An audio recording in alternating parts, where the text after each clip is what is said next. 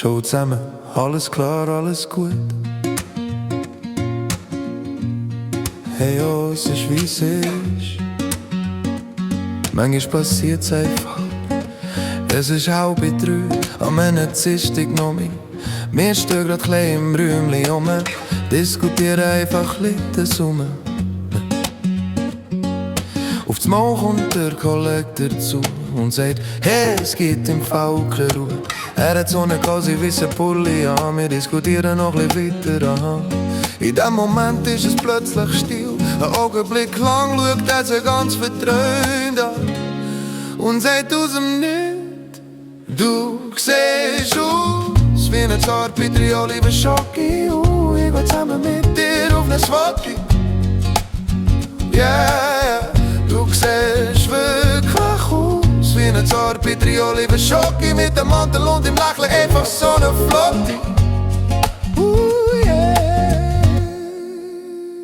Es ist 2:30, am Ende ziehst dich noch mit. Wir stehen klein im Räumchen rum, diskutieren immer noch drum herum. Auf das Mal kommt der Kollektor dazu und sagt: Hey, es gibt im Fall keine Ruhe. Er hat so einen geilen weißen Pulli an, wir diskutieren noch ein bisschen weiter an. In dem Moment ist es plötzlich still. Ein Augenblick lang schaut er sich ganz verträumt an und sagt aus dem Nichts: Du siehst aus wie ein Zartbitter, lieber Schocki. Ich bin sicher, fast jeder will dich, oh yeah. Oh yeah. Du siehst wirklich aus wie ein Zartbitter, lieber Schocki. Mit dem Mantel und im Lächeln einfach so ne Flotti.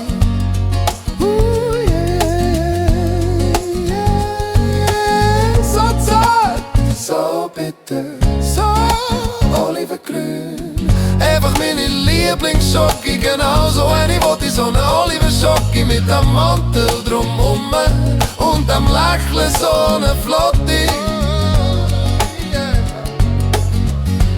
Du siehst aus wie ein Zartbitter, Olivenschocki.